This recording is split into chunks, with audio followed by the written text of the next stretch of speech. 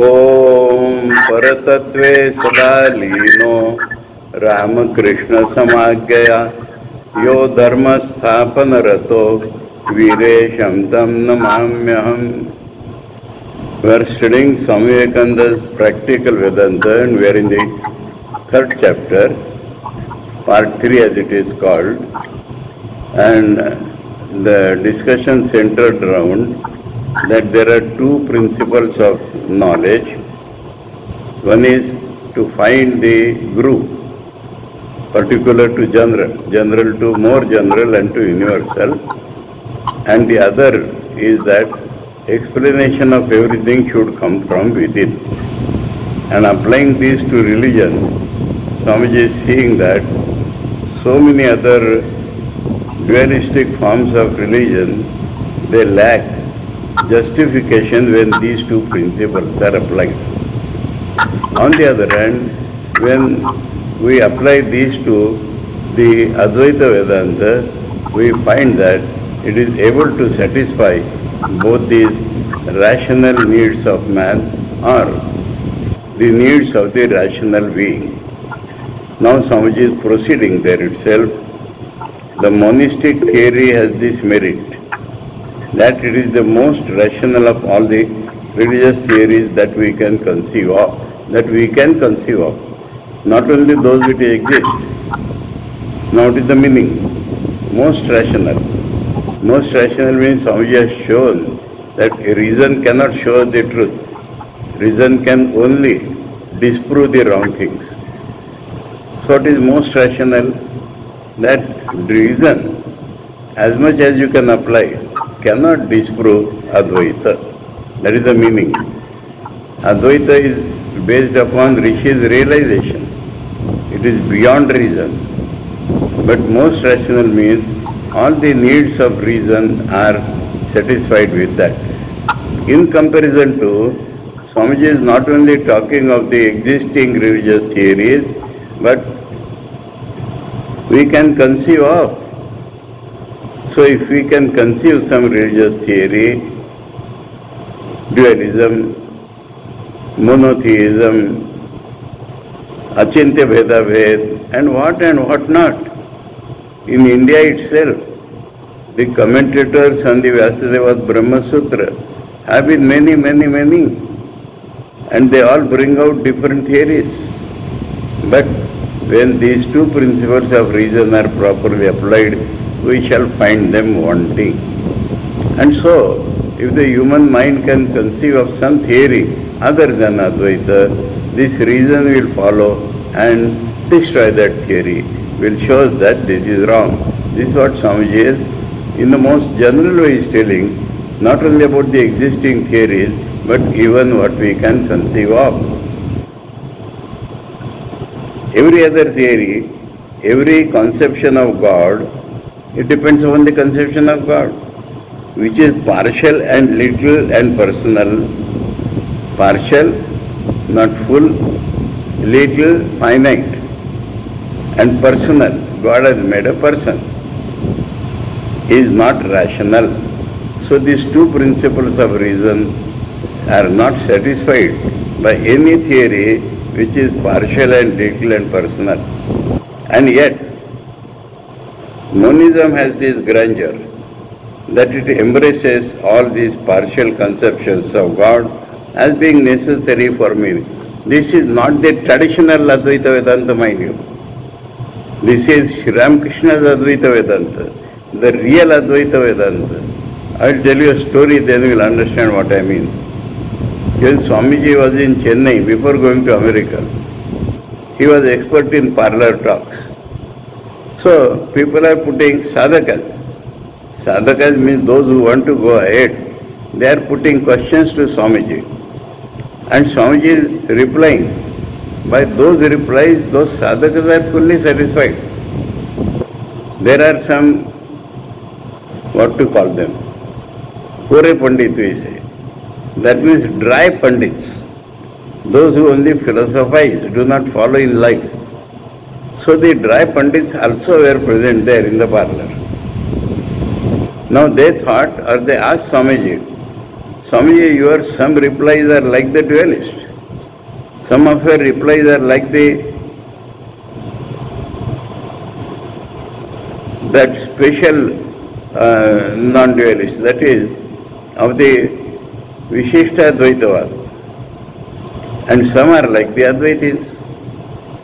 So will you please tell us, what is your opinion, your own philosophy? Swamiji replied, my Guru and myself have come to this world to tell you that as the man progresses, these different philosophical concepts come to him automatically. And so, if a man belonging to the dualistic concept asks me a question, a doubt in his sadhana, I can reply to that according to his philosophy. And if a man, Vishishta Advaiti, asks me a question, I can reply to that. I can reply to the Advaitis also. I am helping them in their sadhana. Then one of the Pandits said, Swamiji, then you are an Advaiti.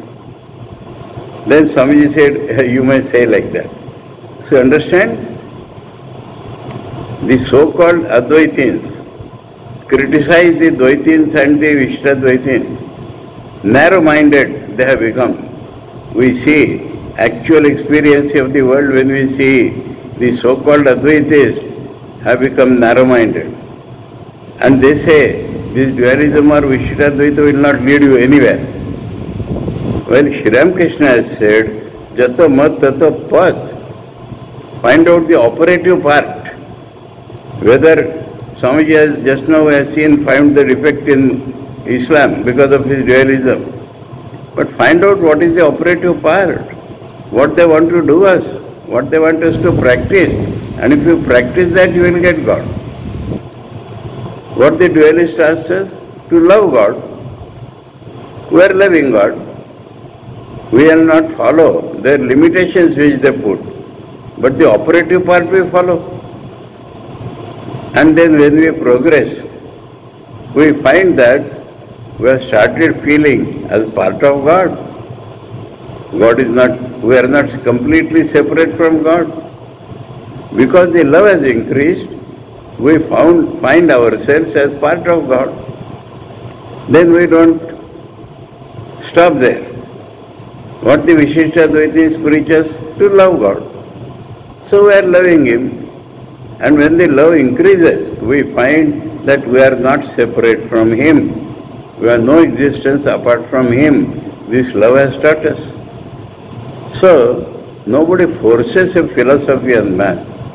We are interested in the operative part of that philosophy. And that is what Shri Ramakrishna says, Jato mat tato path. On the other hand, some of us practice God as the personal God. And God is my mother or my father. Proceed in that way, you will find that this motherhood of God is, Swamiji has told it in one of the chapters.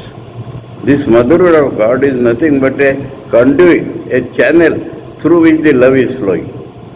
And love is always identity expressed is called love, not mutual attraction.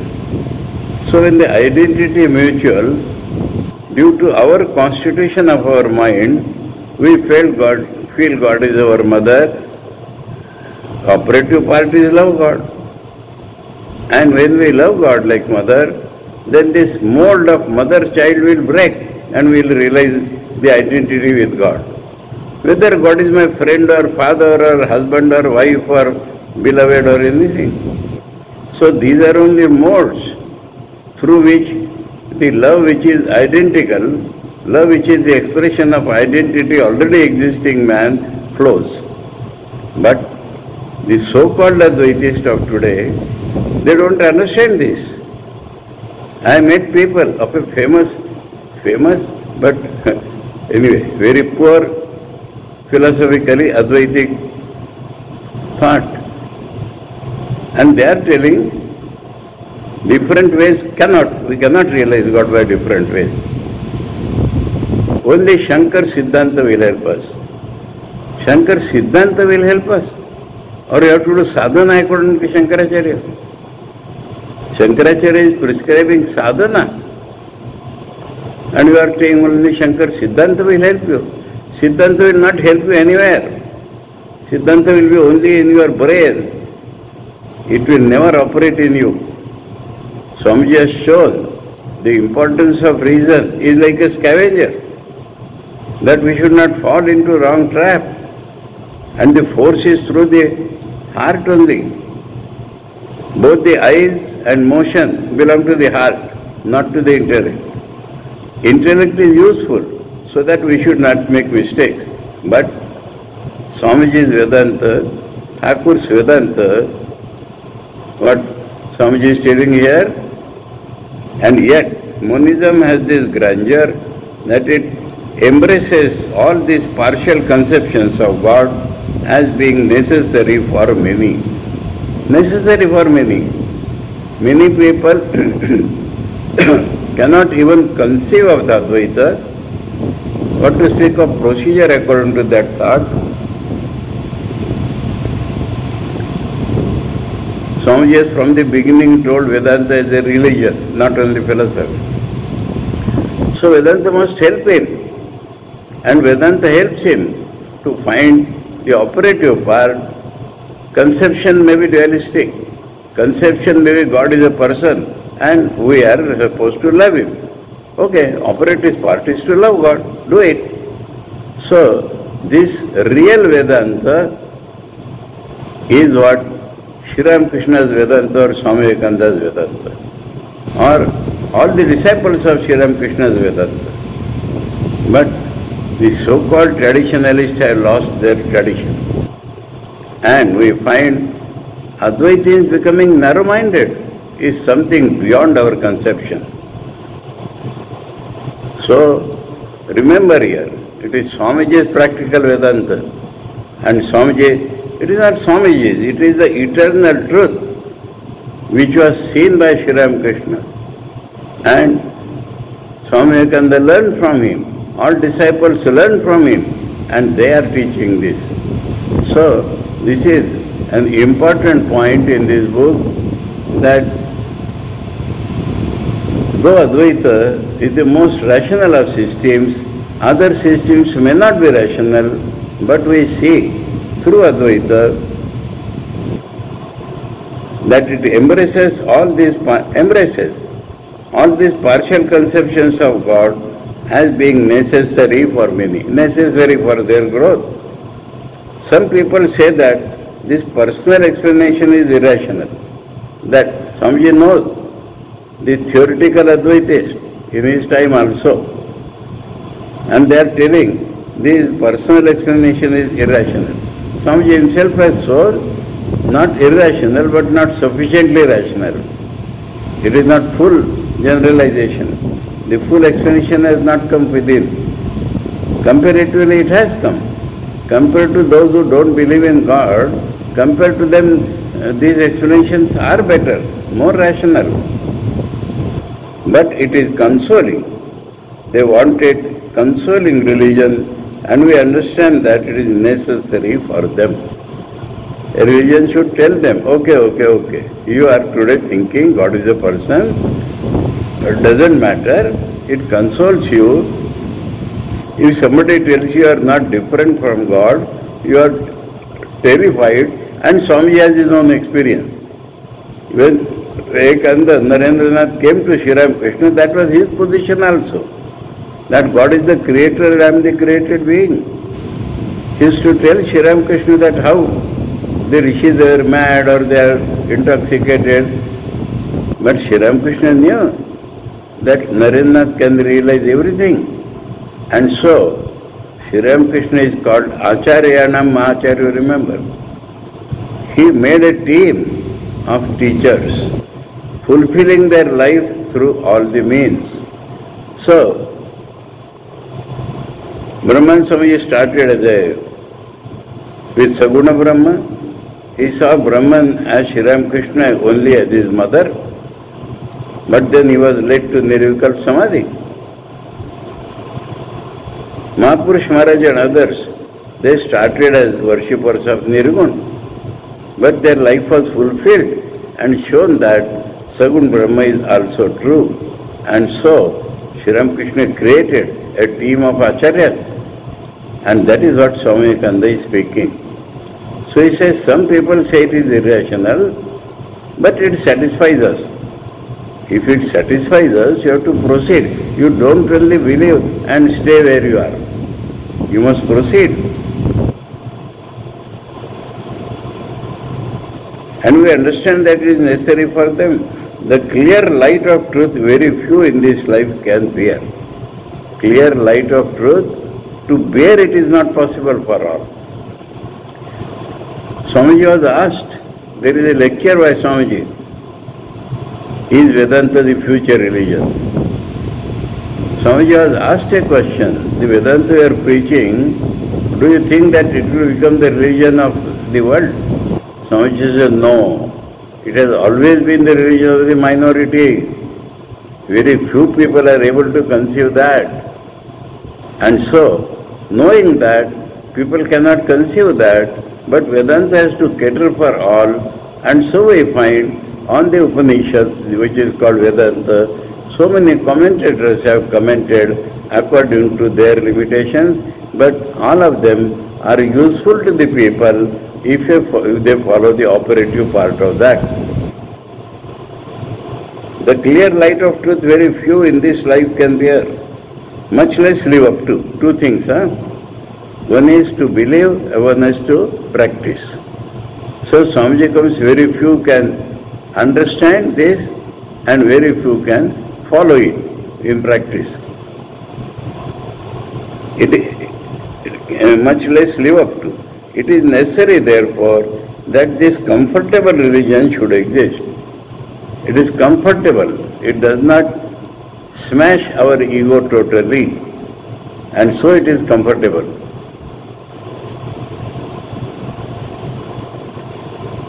It is necessary, therefore, that this comfortable religion should exist. It helps many souls to a better one. So many jivas improve their level of consciousness by believing in one of these schools and doing sadhana as per its operative part. Small minds whose circumference is very limited and which require little things to build them up, never venture to soar high in thought. So the minds are small, not physically, but limited. They cannot soar high, but they must go forward. Their conceptions are very good and helpful to them, even if only of little gods and symbols. So they can only conceive some gods, they can only conceive some symbols, and they proceed. Let them proceed.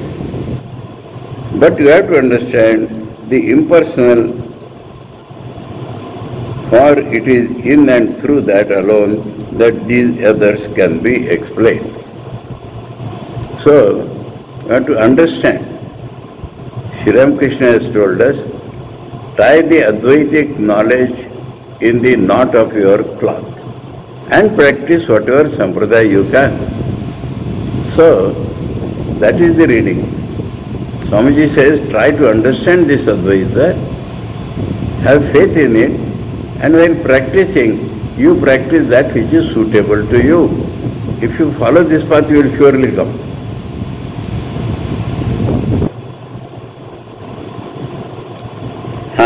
Swamiji is telling, through Advaita, all this can be explained. In themselves, they do not follow reason fully. But as expressions or manifestations of that Advaita, they are true. We can find in the Gaudapad Karikas, this idea is very prominently spoken. And he says that the reality is Advaita, tad bhedam dvaita, advaitam paramartho hi, tad bhedam dvaita uchyate, tesham ubhayatam dvaitam, tena ayam na viruddhate. We know that the truth is Advaita and its expressions are Dvaita. The Dvaitists think that Both the reality and the expressions are Dvaita. We do not oppose them. Let them travel according to their path and they are going to reach the same goal. The conception itself will give up. So, we have to understand, try to understand Advaita, but you have to understand the impersonal, for it is in and through that alone these others can be explained. Advaita, you understand, goes beyond reason, and then through that as one of the expressions, you can understand the Dvaita. Take for instance the idea of a personal God. A man who understands and believes in the impersonal, Swamiji has given an example of those days. John Stuart Mill, for example, may say that a personal God is impossible and cannot be proved. So this is not believing in the impersonal also. Only following reason, he is saying that personal God cannot be proved. I admit with him that a personal God cannot be demonstrated rationally, but he is the highest reading of the impersonal that can be reached by the human intellect. So long as we are individuals and we are trying to understand Advaita, the understanding will be of a personal God. We are human beings, our intellect is limited, and without expanding that intellect, we are trying to understand Advaita, and we will reach the state where we understand, oh, monotheism, God is one, God is one.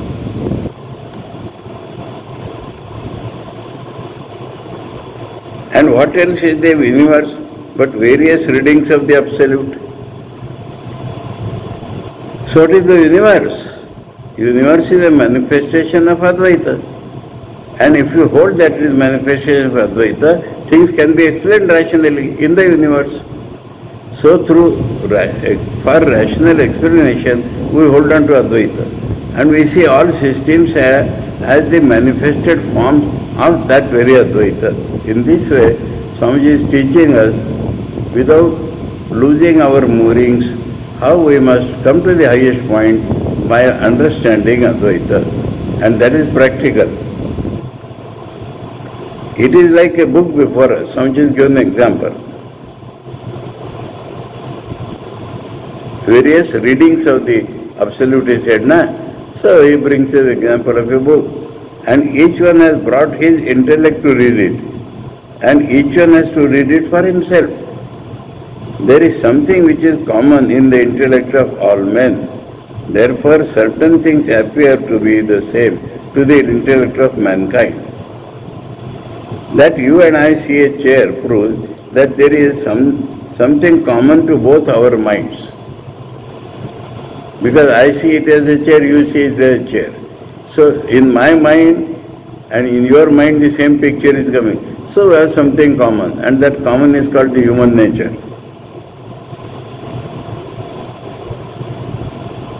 Suppose a being comes with another sense. This is very good to understand. We have 5 senses and we see the universe. Suppose we had another sense, then we would have seen the universe in a very different way. He will not see the chair at all. He will see as something which appears like a chair. But all beings similarly constituted will see the same thing. So because we all have 5 senses, so we see the same thing. Thus this universe itself is the Absolute, the unchangeable, the noumenon, and the phenomenon constitutes the reading thereof. So when we are trying to read the Absolute, our mind comes to this personal or this universe. For you will first find that all phenomena are finite. Phenomena, we have seen the manifestations, multifarious, they are finite. Every phenomenon that we can see, feel or think of is finite, limited by our knowledge. And the personal God, as we conceive of him, is in fact a phenomenon. So it is only a manifestation of the impersonal. We are trying to conceive the impersonal through our limited mind. The highest we can reach is personal God. Beyond that, when we go, we have to leave our limitations. The very idea of causation exists only in the phenomenal world. There is another point. Causation, a cause and effect relation. In the absolute, there cannot be any cause and effect relation. We see cause and effect relation in the world because the world is the reading of the absolute through our mind, and the cause and effect relation exists in our mind. And so, the very idea of causation exists only in the phenomenal world, the world which we see. And God as the cause of the universe must naturally be thought of as limited. So Ishwar Jagat Karta is a limitation, and yet He is the same impersonal God. That is the important point. There are not two gods, impersonal person. Simultaneously, to those who can reach highest is impersonal, those who can give up their individuality and the total realism of the world, for them is impersonal. Those who retain their individuality or realism of the world, for them is personal. This very universe, as we have seen, is the same impersonal being read by our intellect. So not only God, but coming to the multifarious universe, it is also the reading of Brahman as much as we can read through our minds, intellect. Whatever is reality in the universe is that impersonal being. Otherwise it's a form. And the forms and conceptions are given to it by our intellects. Forms and conceptions, that means mental forms, are given to it by our intellect. Whatever is real in this table is that being. And the table form and all other forms are given by our intellects. We are seeing only this form. It is infinite. Now motion, next point. Now motion, for instance, which is a necessary adjunct to the phenomenal, cannot be predicated of the universal. Motion, whenever there is a limitation, we can find motion. But in the universal, with regard to what it will be change. Every little bit, every atom inside the universe is in a constant state of change and motion. Einstein has called it flux. But the universe as a whole is unchangeable because motion or change is a relative thing. Now this language whole, Swamiji is not meaning, it is a Ramanuji terminology, whole and part. Swamiji is not using in that sense. Swamiji is saying the reality and the appearance. In that sense he is using this whole. The universe as a whole is unchangeable because motion or change is a relative thing. We can only think of something in motion in comparison with something which is not moving. Then only we understand motion. There must be two things in order to understand motion. The whole mass of this universe taken as a unit cannot move. In regard to what will it move? It cannot be said to change. With regard to what will it change? So when we think of the reality, it cannot change. So the whole is the absolute. Yes. So whole is the word only Swamiji is using, is meaning the absolute. But within it, every particle is in a constant state of flux and change. Flux also has come. Now within it, in appearance, when we accept the infinite, there are no parts, there is nothing within. But in manifestation we find that within it, every particle is in a constant state of flux and change. It is unchangeable and changeable at the same time. Yes, as the reality is not changing, its appearances are changing. Impersonal and personal in one. That is the correct idea of God. In Advaita Vedanta we are told that he is Nirguna Saguna Brahman, not separate. Not that there is a Nirguna Brahman, there is a Saguna Brahman. These philosophers and scholars have confused us by taking these two names.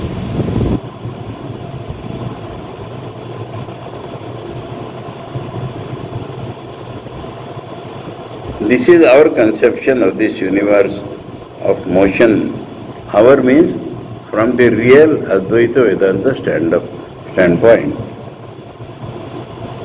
This is our conception of the universe of motion and of God, and that is what is meant by thou art that. So finally it comes that you are an appearance, the reality is that only. Thus we see that the impersonal, instead of doing away with the personal, the real impersonal, the absolute, instead of pulling down the relative, only explains it to the full satisfaction of our reason and heart. Reason and heart. So, feeling is fully satisfied by Advaita, and through Advaita taking a personal God is not wrong for reason or for heart. The personal God and all that exists in the universe are the same impersonal being seen through our minds. When we try to see through our minds, our eye is there which sees, and so God becomes personal. Impersonal being seen through our minds. When we shall be rid of our minds, so the solution is go beyond the mind, and then we will find Advaita. Mind creates this dualism. Our little personalities depend upon our mind. We shall become one with it. So, if we get rid of our limitation, we are one with it and we will become one with it. It with a capital I, mind you. This is what is meant by thou art that. So today thou is different, that is different. But when all the accumulations are given up, all the superimpositions are given up, you will find you are that reality. For we must know our true nature, the absolute. That is our true nature. The finite manifested man forgets the source and thinks himself to be entirely separate. That is called the ajnana or the wrong knowledge. We as personalized, differentiated beings forget our reality, and the teaching of monism is not that we shall give up these differentiations, but we must learn to understand what they are. That they are different appearances, we must at least understand. We are in reality that infinite being, and our personalities represent so many channels through which this infinite reality is manifesting itself. I think I told you one day, Vyakti means a particularized expression of the infinite Brahman. And the whole mass of changes, which we call evolution, is brought about by the soul trying to manifest more and more of its infinite energy. Evolution means the nature changes to such an extent that the jiva or the consciousness fully expresses itself. That is evolution. What is the difference between any change and evolution? Let me tell a funny story. One retired headmaster, I have seen, he made a new house, and in the front area of the house, one side, he cultivated a flower garden. One day it was seen by his friends who were old. They were having the morning walk, and they saw that he is uprooting the plants from this side and putting it on the other side. They thought perhaps some defect has come in this side, so they are not growing. So they asked him, "Sir, why you are changing this?" He said, my friends, do you know, change is the law of nature. What is nature? Our mind. I will tell you another story.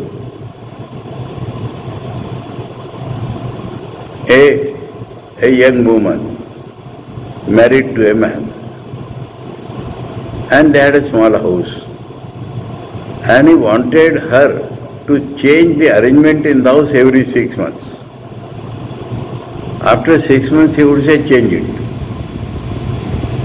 Now how many changes can be made? Then make the same thing as before, but change it. And she had become tired of this. So, this is human mind. Change is the law of nature. But there is a directed change. If I change my physical habits, if I change my mental habits, the reality should express more and more. If I love God, this happens. If I am ready to give up my individuality, I need not give it up immediately. It becomes less and less assertive, and more assertive become the principle in me, God in me. So that is what Swamiji is proposing here. Finally, we come out of our mind, which is the limitation, and then only we realize the absolute.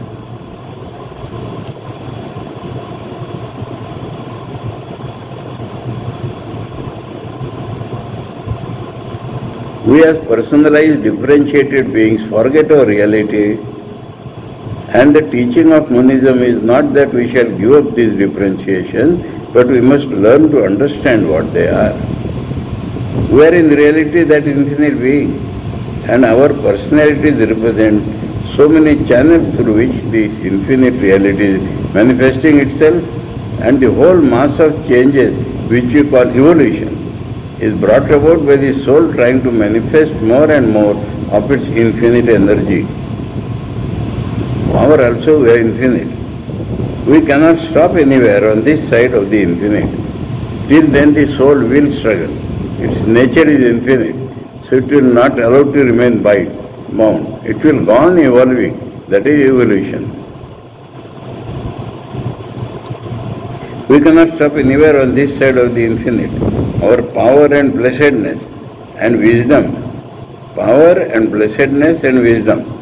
Blessedness, amount of joy which we have. Wisdom, amount of knowledge which we have. And Shakti, the existence as Shakti. These three things will go on growing.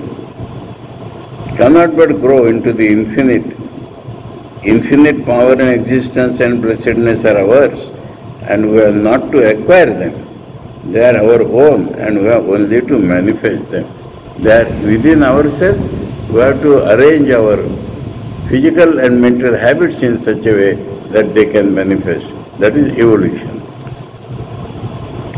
This is the central idea of monism, and one that is so hard to understand. Again, same thing. Why it has become hard to understand? Because our minds have become small, weak, and so it has become hard to understand. Actually, it is the simplest thing to understand. Why it has become small? From my childhood, everyone around me taught weakness. I have been told ever since I was born that I was a weak thing.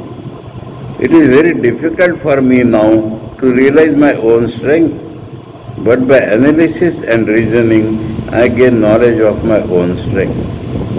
Analysis and reasoning, analytical reasoning, that is the way to find the Vedantic truth. I gain knowledge of my own strength, I realize it. 2 steps, gain knowledge of my strength theoretically, and then behave in such a way, practice in such a way that it becomes real to me. I realize it. All the knowledge that we have in this world, where did it come from? It was within us. So, Advaitic Vedanta is also teaching us that all the knowledge is within us. Swamiji has demonstrated, proved it in the Karma Yoga lecture.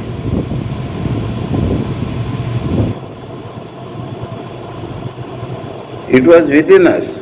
What knowledge is outside? None. Knowledge was not in matter, it was in man all the time. Yes, knowledge is not in matter, it is in man all the time.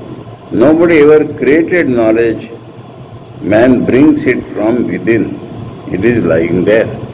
So the process of education is manifestation of the knowledge which is already in man.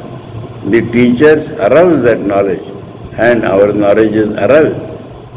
Because it is unexpressed today, it will become expressed. The whole of that big banyan tree, example from Chandogya, the whole of that big banyan tree which covers acres of ground was in the little seed which was perhaps no bigger than 1/8 of a mustard seed. The seed of the banyan tree is very, very small, 1/8 of the mustard seed, but in that the whole banyan tree was there. All that mass of energy was there confined. The gigantic intellect, we know, lies coiled up in the protoplasmic cell. Protoplasmic cell, amoeba, the first form of man. In the mother's womb, and by the time it comes out, it becomes a full man. So, the gigantic intellect we know lies coiled up in the protoplasmic cell, and why should not the infinite energy? So the energy also, Shakti also was there, it is getting manifested by proper utilization of our energy. We know that it is so. It may seem like a paradox, but is true. So Swamiji is trying to explain. Paradox means we appear small. How there can be infinite energy? So this infinity is not a vastness. Infinity of energy is lying coiled up. And if we properly do sadhana, it will reveal itself. But it's true. Each one of us has come out of one protoplasmic cell. And all the powers we possess were coiled up there. So if this much was coiled up, why not think the infinity is coiled up? We are still progressing. The evolution is thought to end in man. That is not true. Physical evolution is complete. Now the mental evolution starts. And man will one day manifest infinite energy that is shown by the incarnations.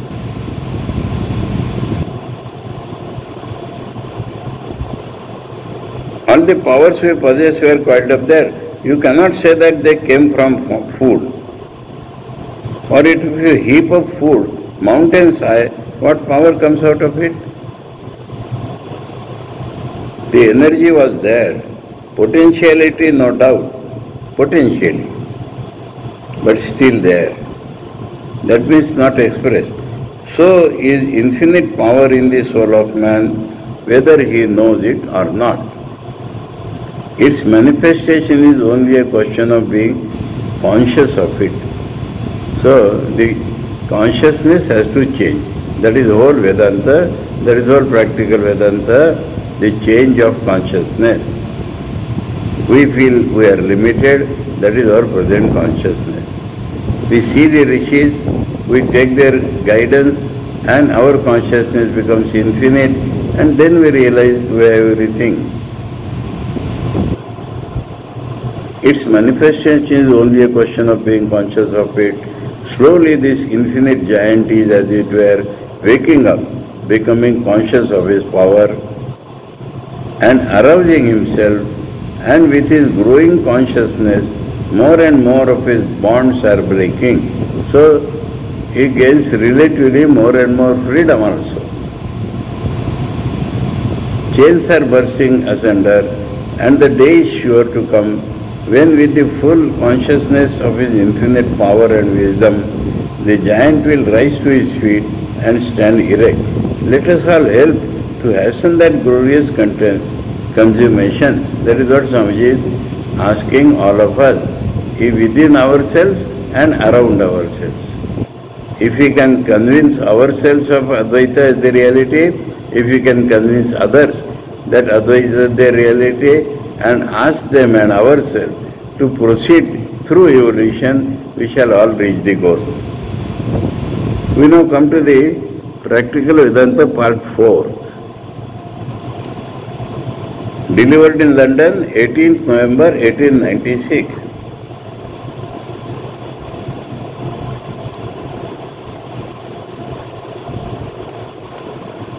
We have been dealing more with the universal so far. Brahman, universal, that is being shown. Personal God, and the final answer is impersonal God. Monotheism, and the final answer is monism. That is what is being talked about. This morning I shall try to place before you the Vedantic ideas of the relation of the particular to the universal. So Vedanta is a comprehensive science. Vedantic rishis know how the individual feels today and how by sufficient growth he realizes real nature. This is Vedanta. Vedanta is not a Shankar Siddhanta. Vedanta is that what man is today and how he shall reach the culmination of his life. That is Vedanta. And so, Swamiji says now, let us deal with how a man feels today and how he will grow. This morning I shall try to place before you the Vedantic ideas of the relation of the particular to the universal. It appears there is a particular, but all particulars are the manifestations of the universal. This relation comes to our life through various forms.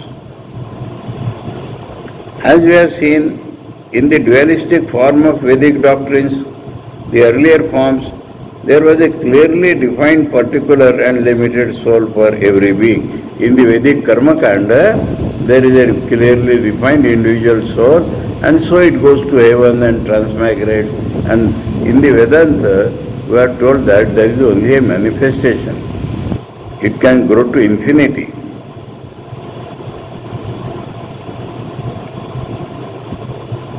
There have been a great many theories about this particular soul in each individual, but the main discussion was between the ancient Vedantists and the ancient Buddhists.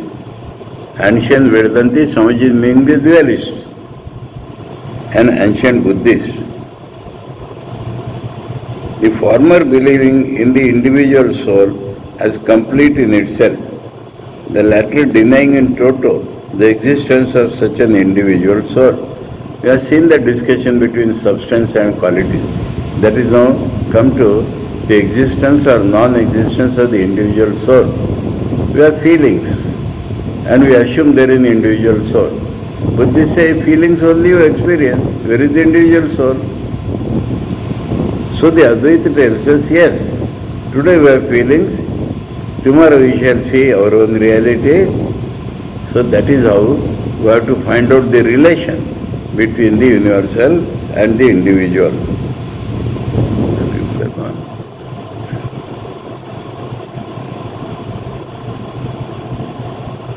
For every being, there have been a great many theories about this particular soul in each individual, but the main discussion was between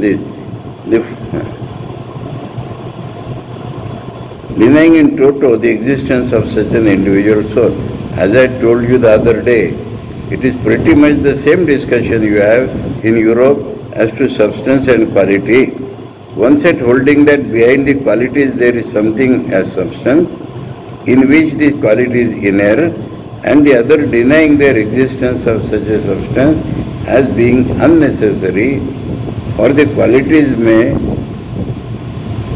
live by themselves. The most ancient theory of the soul, of course, is based upon the argument of self-identity. I think better take up on the next month. A very completely different thought process Swamiji is now showing. what we think of the individual soul, how we think of the individual soul, how that is not rational, how that will grow. So this, we started the fourth chapter today, but better to take it up on the next from this paragraph. ओम परतत्वे सदा लीनो रामकृष्ण समाज्ञया यो धर्म स्थापन रतो वीरेशं तं नमाम्यहम्। ओम शांति शांति शांति। हरि ओम तत्सत्। श्री रामकृष्ण अर्पणमस्तु।